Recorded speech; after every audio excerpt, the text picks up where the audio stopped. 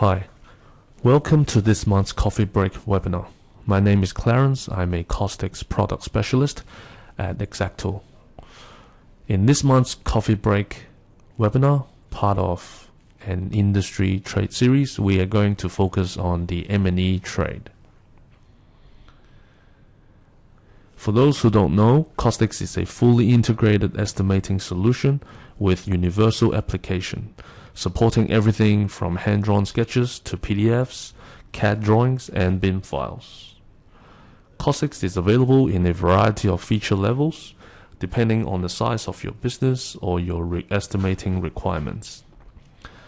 CostX offers quick and easy on-screen takeoff and measurement that can be live-linked to our comprehensive workbooks to help you save time and eliminate errors. The platform also offers a professional report writer, an auto-revisioning tool to help with new drawing versions, and much more. As you can see in this illustration, there are a huge variety of file types supported by CostX to help with compatibility, as we want your import or export processes to be as smooth as possible. To recap, in last month's webinar, we looked at measuring pitched roofed areas. We filtered drawing layers to isolate components. We also used the expression editor to get extended properties from your measurements. And also we showed how you can live link values in a CostX workbook. To view this webinar, you can go to www.exacto.com/webinars. In this month's webinar, we are going to focus on the M&E trade. We are going to show the display settings which you can make to help with your measurement. Also, these settings will help with reviewing your measured items. Then we're going to look at ways to count various M&E components using CAD block counts and Autocount methods. Also, we're going to get various lengths, both horizontal and vertical lengths of M&E equipment. And then finally, we're going to show using the XNUMBER formula in CostX workbook to get a duct girth. After we've added the surfaces drawings to the building, we can begin to analyze and understand the technical information shown. At this point, I would recommend hiding drawing layers which you do not need to view for M&E measurement. You can go to the Layers tab, and then we can use the Shift key and click and hide those layers that doesn't show M&E design.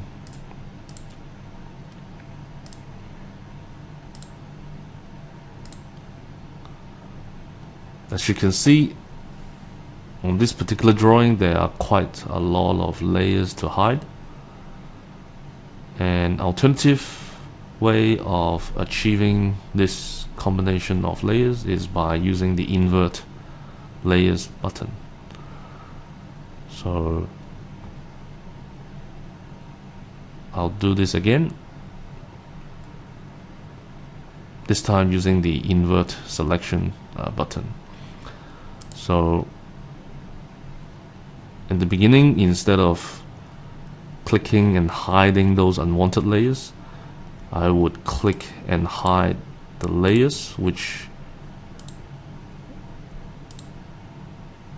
I would use for measurement. And then I can click the invert layers button to get to this view.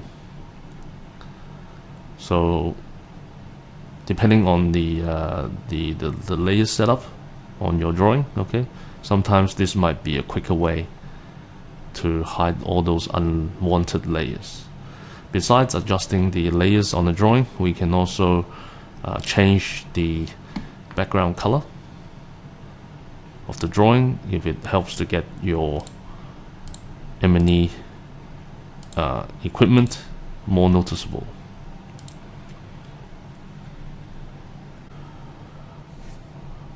After removing clutter from the drawing, now it's easy to see what needs to be measured.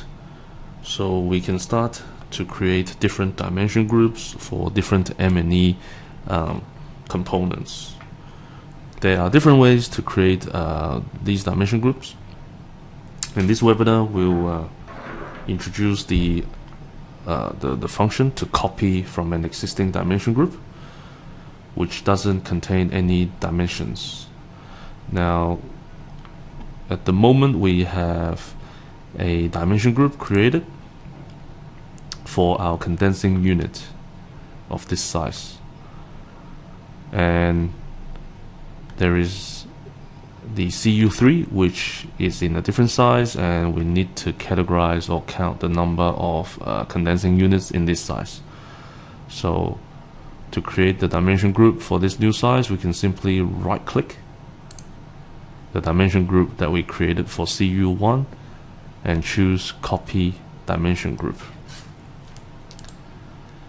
And then here we can alter the name.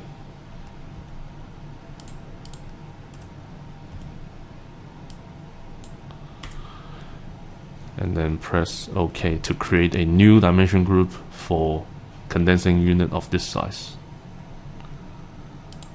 By copying from an existing dimension group, the new dimension group created will come with all settings made in the original dimension group, such as the measure type, the default display settings, width, height, and possibly also extended properties as well. So copying from an existing dimension group, it's an easy way and a quick way to create dimension groups for different M&E components.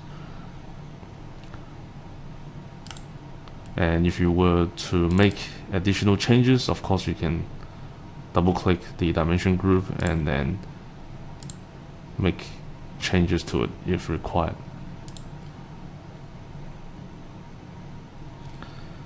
Now, if you find that you always measure similar items in every project, then it would be good to build up a list of standard dimension groups. So if I want to add this particular dimension group to my standard dimension groups list, all I have to do is just select it, right click, and then choose add to standard dimension groups, and then insert. So next time when I wish to create this dimension group in any new buildings, I can simply, I don't have to click add dimension group and do it from scratch. I can simply pick from the name drop down that dimension group that's been added to my standard dimension groups list, and then we can press insert, and the dimension group will appear in the building. Now that we've got our list of dimension groups, we can start to look at different counting and length measurement techniques. Other than manually counting the number of an equipment, which is one left click to register a count, there are two other counting methods. The first method is block counts, where we can count by block object type. You can apply this method when working with CAD drawings. We'll use this method for F2 lighting fixtures.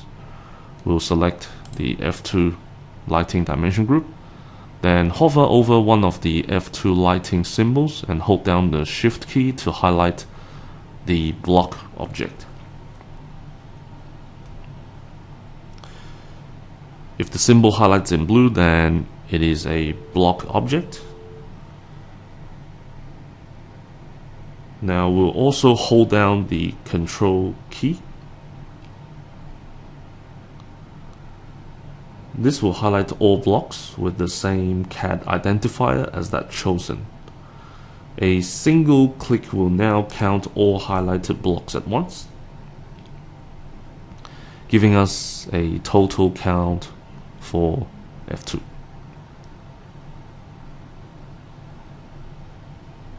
I'll do the same with our W17. So we'll select W17 dimension group, point to one of the W17 symbols, hold down the Shift key to highlight one W17 block object. Now also hold down the Control key to search and highlight the rest of W17 block objects, and then left click to count all of them at once. If the object you're trying to count doesn't highlight in blue, then it means the object is not drawn as a block. Therefore, you cannot apply this block count method for that type of object. Again, as mentioned earlier, you won't find blocks on a PDF drawing. So when we want to count, let's say, the number of fire dampers, by holding down the Shift key, we won't be able to highlight one of the fire dampers because this is not a block object. In that case, then you may consider using the Autocount method on those non-block type objects. In the Autocount mode, you can specify the item you're looking for by capturing an image from the drawing. Before we perform the Autocount process, it is recommended that we define the area of the image search by setting a working area and also hide unnecessary layers. So we can set a working area for the search,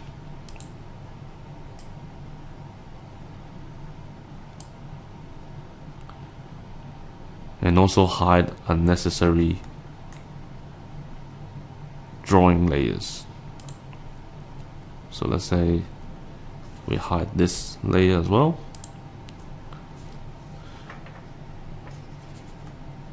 By doing so, this will restrict the search to visible layers within the defined working area. This will greatly reduce the time it takes to finish the search and produce more targeted results. If you have a text layer which you wish to hide, you can hold down the T key so that the cursor sticks to the text, and then you can just simply left click to remove a text layer.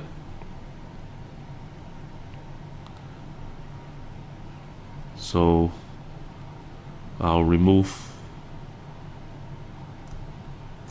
layers using invert layer feature. Let's say we will perform the search with these layers turned on. After that, we can switch to auto count mode.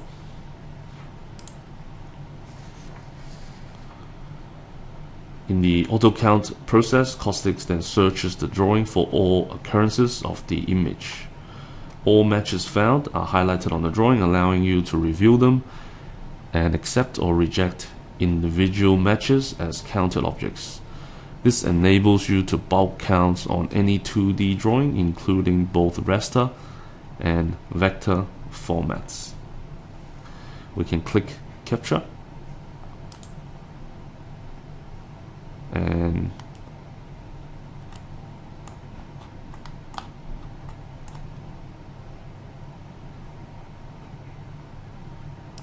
capture a search image.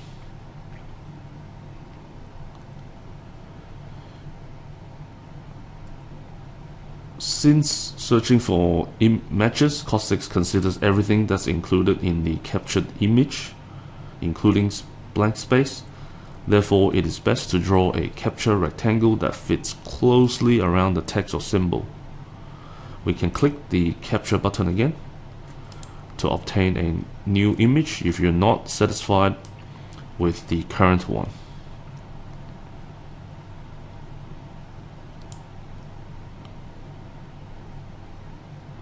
And then we can press search to begin the search process.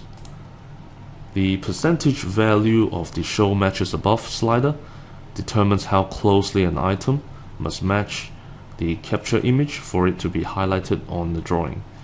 100% setting means the search results have to be an exact match.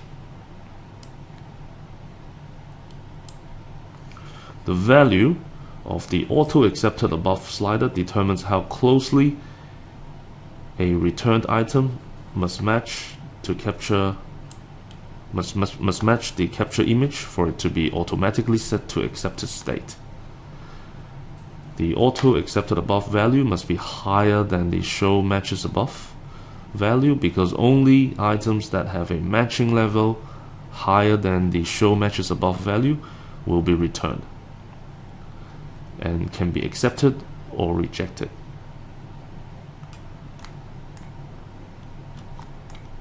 So you can see all the matches are now highlighted. Okay, if you wish to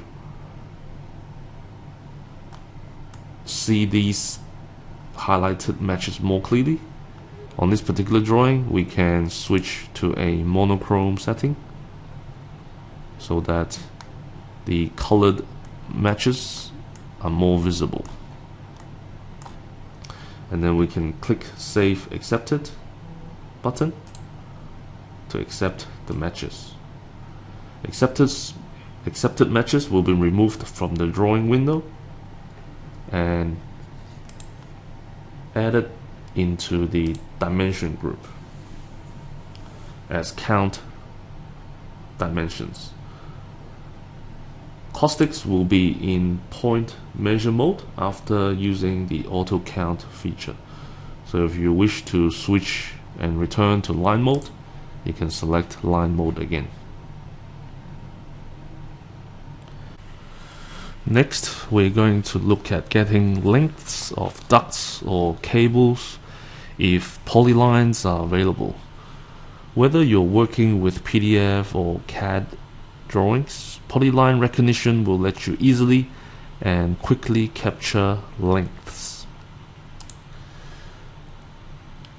Simply press and hold the L key while slowly moving cursor over a line. If a polyline is available, the full length of the line will be captured with a single click. We'll now measure the lighting cables on this CAD drawing. We'll bring our sticky cursor to a line, hold down the L key, it highlights the cable length, and then I can simply left click to capture the lengths.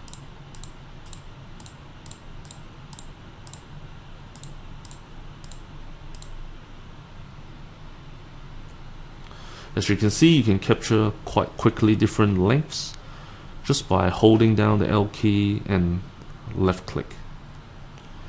When calculating vertical lengths on a floor plan, we can create dimension groups measured by count and associate a height or length value to every count measurement, therefore getting a total length. We'll create a dimension group for condensate drain pipe running vertically. So we'll click the Create Add Dimension Group.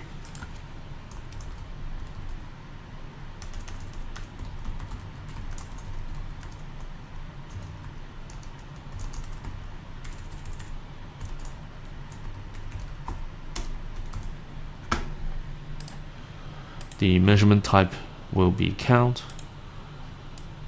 and then we'll enter a height or length value to every measurement, every count measurement. Then we'll click insert.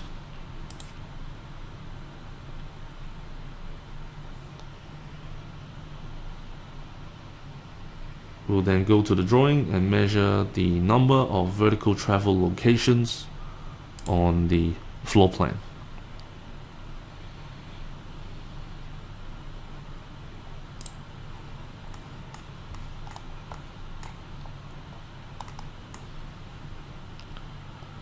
So we'll select the count dimension group, and let's say we can switch to point mode to measure by points. And let's say the drain pipe will go upwards 5 meters here, and here. So we have selected 3 locations, and within the dimension group, as you can see in the preview info box, we get a total length of 15 meters. CostX will display the total vertical lengths as a length quantity, and this length of course can be live linked into the workbook. Finally, we'll switch to the costing view and look at how the XNUMBER formula can help us calculate various duct girth. So we'll switch over to the costing view. I've created a workbook, and I wish to calculate the total area for ductwork insulation. And my various duct lengths are measured using these dimension groups. I'll drill into the quantity build-up page.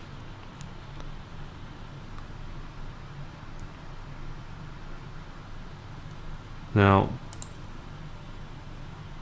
we can select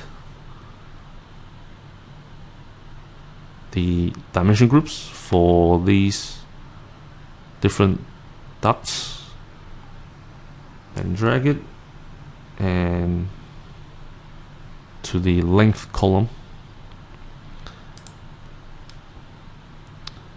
This will give us the lengths of these different ducts. By linking the lengths of different ducts in the length column, in the quantity build-up sheet, different duct sizes will appear in the description column. The XNUMBER formula, placed in a separate column in the build-up sheet, will make use of the info in the description, which are the widths and heights of the ducts, to calculate the duct girth. Let's look at the formula used here.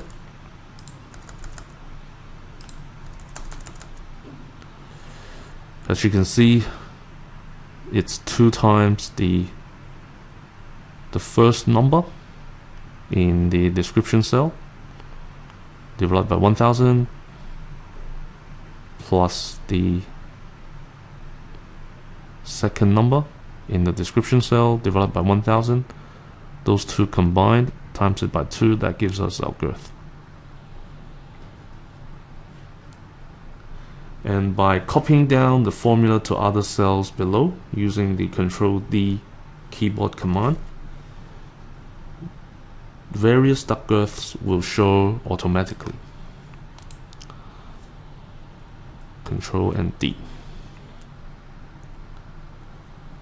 The calculations in the quantity build-up will in the end provide the total duct insulation area that we're after. You'll find this XNUMBER formula along with other key info on the covered topics in this video in the notes section. And when we return to the cost sheet level, you'll see we have an item here for hanger brackets.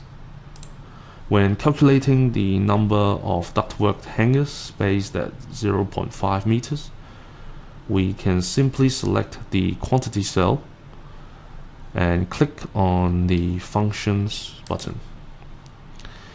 Then we can select the function, which is x_get_spaced_count_round. Choose the ductwork dimension group. In this case, we want to work out the hanger brackets for the 400 by 250. Supply air ducts, and then we'll enter the spacing required.